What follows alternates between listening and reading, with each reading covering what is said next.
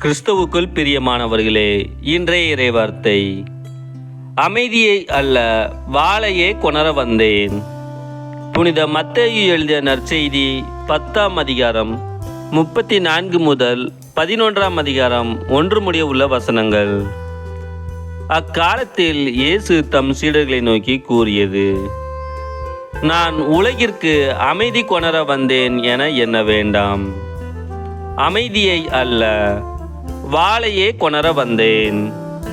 தந்தைக்கு எதிராக மகனையும், தாய்க்கு எதிராக மகளையும், மாமியாருக்கு எதிராக மருமகளையும் நான் பிரிக்க வந்தேன்.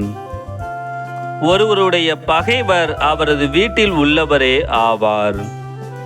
என்னை விட தம் தந்தையிடமோ தாயிடமோ மிகுந்த அன்பு கொண்டுள்ளோர் என்னுடையோர் என கருதப்பட தகுதியற்றோர்.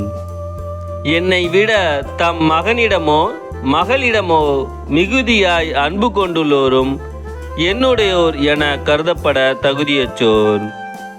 தம் சிலுவையை சுமக்காமல் என்னை பின்பற்றி வருவோர் என்னுடையோர் என கருதப்பட தகுதியற்றோர்.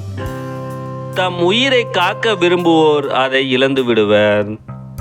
என் பொருட்டு தம் உயிரை இழப்போரே அதை காத்துக்கொள்வர். உங்களை ஏற்றுக்கொள்பவர் என்னை ஏற்றுக்கொள்கிறார். என்னை ஏற்றுக்கொள்பவரை என்னை அனுப்பியவரையே ஏற்றுக்கொள்கிறார்.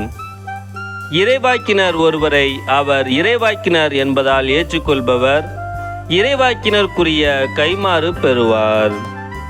நேர்மையாளர் ஒருவரை அவர் நேர்மையாளர் என்பதால் ஏற்றுக்கொள்பவர் நேர்மையாளருக்குரிய கைமாறு பெறுவார். இச்சிறியோருள் ஒருவருக்கு அவர் என் சீடர் என்பதால் ஒரு கிண்ணம் குளிர்ந்த நீராவது கொடுப்பவரும் தம் கைமாறு பெறாமல் போகார் என உறுதியாக உங்களுக்கு சொல்கிறேன். இயேசு தம் 12 சீடருக்கும் அறிவுரை கொடுத்து முடித்ததும் பக்கத்து ஊர்களில் கற்பிக்கவும் நற்செய்தியை அறிவிக்கவும் அவ்விடம் விட்டு அகன்றார்.